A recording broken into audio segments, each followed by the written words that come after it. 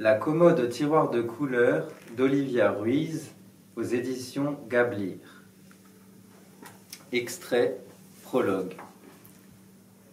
On a poussé les meubles et dansé toute la nuit dans un bain de larmes avec papy. Ça nous a fait du bien.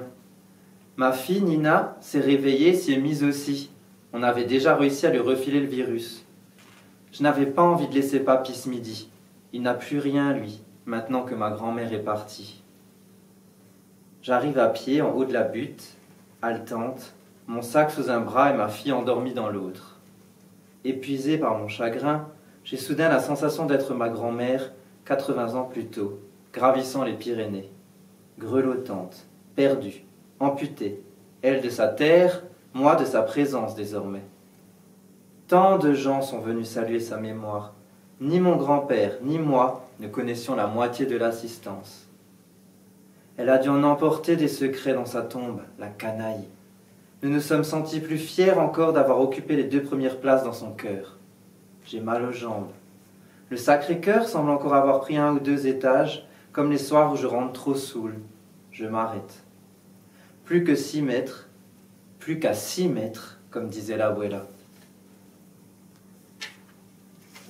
J'ouvre la porte de mon appartement, allume la lumière, et elle est là. La commode, chez moi, au milieu du salon, et de la cuisine d'ailleurs. Elle sera restée magique même après son départ. Ma grand-mère, cette pensée me fait sourire et pleurer, puis réaliser. Que vais-je faire de cette foutue commode? 30 mètres carrés, c'est confortable pour Nina et moi, mais 30 mètres carrés à partager avec la commode, ça va devenir compliqué. Quand l'énigmatique objet de notre convoitise est arrivé dans la maison de ma grand-mère, j'avais 4 ans. Cet événement est si frais dans ma tête que j'ai l'impression qu'il date d'il y a moins d'1 heure.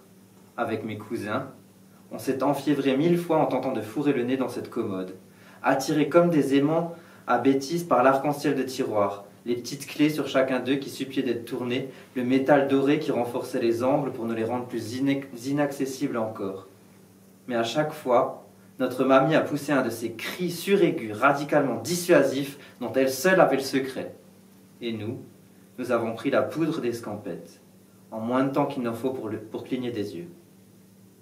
Ces essais loupés finissaient souvent par de grands conciliabules familiaux, durant lesquels notre jeune génération imaginait une mamitologie invraisemblable.